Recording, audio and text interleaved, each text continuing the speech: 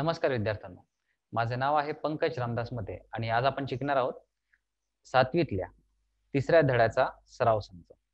तर चला, या सराव संचात काय काय प्रश्न दिले आहेत ते आज आपण पाहूया. तर आज आपण सोडवणार आहोत सराव संच 12. यातला प्रश्न आहे, पहिला आहे मसावी काढा. तर पहिला प्रश्न आहे 25 आणि 40. तर पहिल्यांदा आपण 25 आपण उभ्या मांडणीने आपण काढूया त्याची विभाजक. तर 25 ला भाग जाणार फक्त एकच आहे, तो म्हणजे 5. आणि 5 ने 25 ला भागले तर उत्तर येते 5च, भागाकाराला 5. आता 5 ला पुन्हा 5 ने भागले तर उत्तर येते 1. तर 25 चे आपल्याला विभाजक किंवा अवयव पडले 1, 5 आणि 5. तर 1 ने 25 ला गुणले तर आपल्याला 25च येते. 25 ला पुन्हा 5 ने गुणले तर आपलं उत्तर आहे 5. आता 40 चे आपण अवयव पाडू. तर 40 चे अवयव पाडले तर 1 ने गुणले 40, पण परंतु त्याआधी 2 ने विभागूया. तर 2 ने विभागले तर उत्तर आले 20, पुन्हा 2 ने विभागले तर उत्तर आले 10, पुन्हा 2 ने विभागूया तर उत्तर येतील 5. तर 20 आणि 40 यांचा मसावी आहे आपला 5 आणि ही त्याची उभी मांडणी. तर 40 ला आपण 2 ने भागले तर आपल्याला अशा प्रकारे आपली मांडणी भेटली. परंतु इथे पाहू शकता, या पूर्ण अवयवांमध्ये 5 ही संख्या एकदा आली आहे दोघांमध्ये आणि दोघांमध्ये समान असल्या कारणाने आपण ह्या दोन्ही संख्यांचा मसावी आपण घेतला 5. आता वळूया पुढच्या प्रश्नाकडे. पुढचा प्रश्न आहे 56 आणि 32. तर पहिले 56 चे आपण विभाग पाडूया. 56 ला 2 ने विभागले तर उत्तर आले 28, 28 ला 2 ने विभागले उत्तर आले 14, 14 ला 2 ने विभागले उत्तर आले 7 आणि 7 ही मूळ संख्या असल्याने 7 ला फक्त 7 नेच भाग जातो म्हणून उत्तर आले 1. त्याची आता आडवी मांडणी पाहू. तर 56 ला 1 ने गुणले तर उत्तर आले 56. आता 56 चे भाग पाडत जाऊ तर 2 ने विभागले तर उत्तर आले 28, त्याच्या पुढे 2 ने विभागले तर उत्तर आले 14, त्याच्या पुढे 2 ने विभागले तर उत्तर आले 7. आता इथे पाहू शकता आपल्या संख्या मिळाली 1 गुणिले 2 गुणिले 2 गुणिले 7. आता आपण जाऊया 32 कडे. तर 32 चे विभाजन केले तर 2 ने भागले उत्तर आले 16, याला 2 ने विभागले उत्तर आले 8, याला 2 ने विभागले उत्तर आले 4, 4 ला 2 ने विभागले उत्तर आले 2, 2 ने विभागले तर उत्तर आले 1. तर याचे अवयव पडले 2 गुणिले 2 गुणिले 2 गुणिले 2 गुणिले 2 गुणिले 1.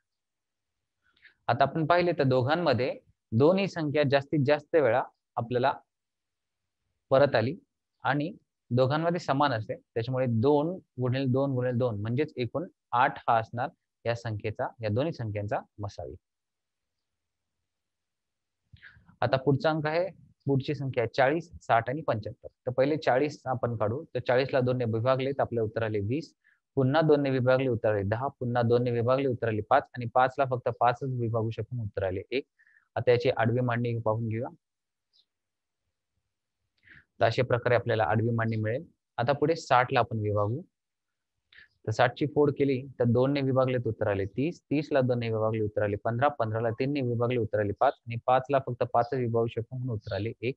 आता पाहूया याची आडवी मांडणी. तर अशा प्रकारे आपल्याला हे भेटले उत्तर.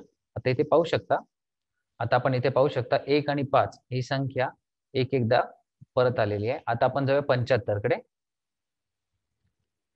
75 चे विभाजन करायला गेले तर 5 ने जर भागले तर उत्तर आले 25, 25 ला पुन्हा 5 ने विभागले तर उत्तर आले 5 आणि 5 ला फक्त 5 ने विभाग जातो उत्तर आले 1.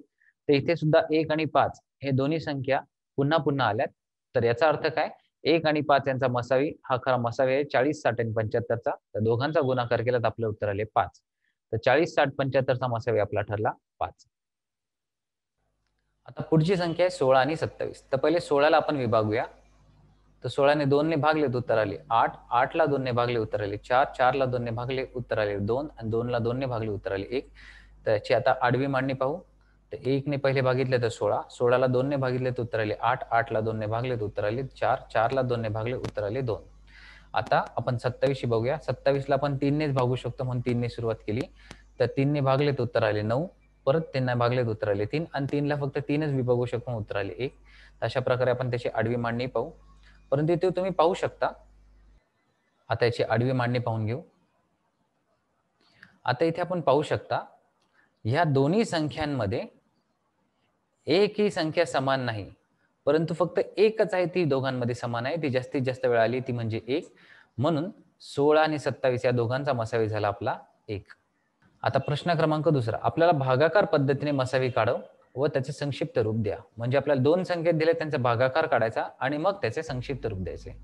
तर संक्षिप्त रूप कसे द्यायचे आपण पाठात शिकलोय. भागाकार पद्धतीने कसे भाग पाडायचे तेही आपण शिकलोय. तर चला सुरू करूया प्रश्न पहिल्याला.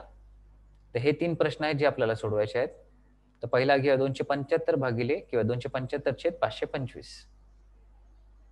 यामध्ये कसे करायचंय, आपली जी छोटी संख्या आहे त्याने मोठ्या संख्येला विभाग पाडायचा आहे.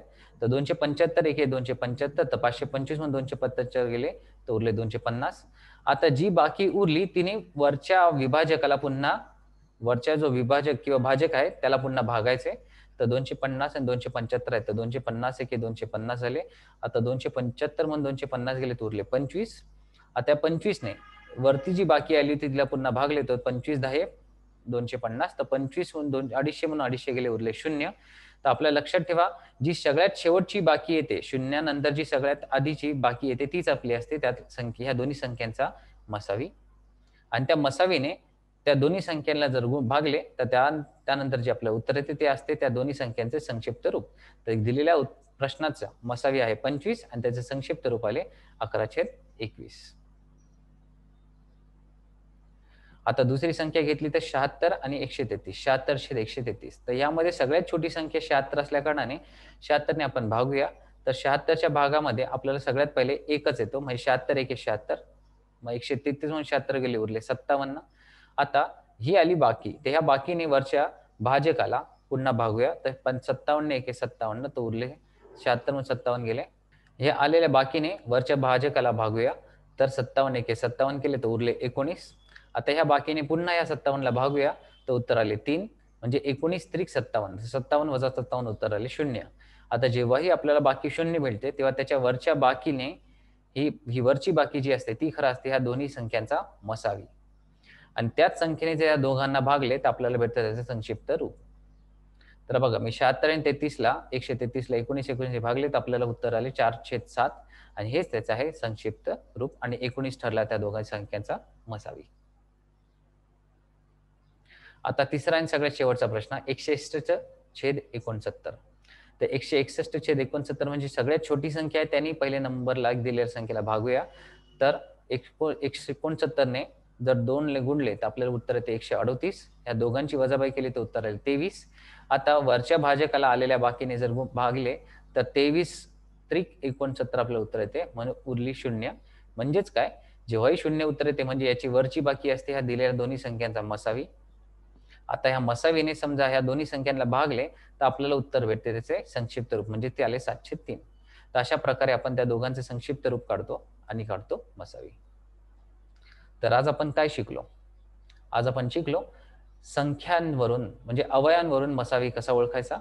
तसेच दुसरी पद्धत पहिली भागाकार पद्धत, जिथे बाकी जी उरते शेवटची जेव्हा 0 उरतो त्या शून्याच्या वरची जी बाकी उरते तीच असते आपली मसावी, आणि त्याच मसावीने जर समजा दिलेल्या संख्यांना भागले तर त्यावरून आपल्याला भेटते त्याचे संक्षिप्त रूप. तर चला आज आपण इथेच थांबूया. या पुढच्या भागात बघूया. तर चला आज आपण इथेच थांबूया. धन्यवाद.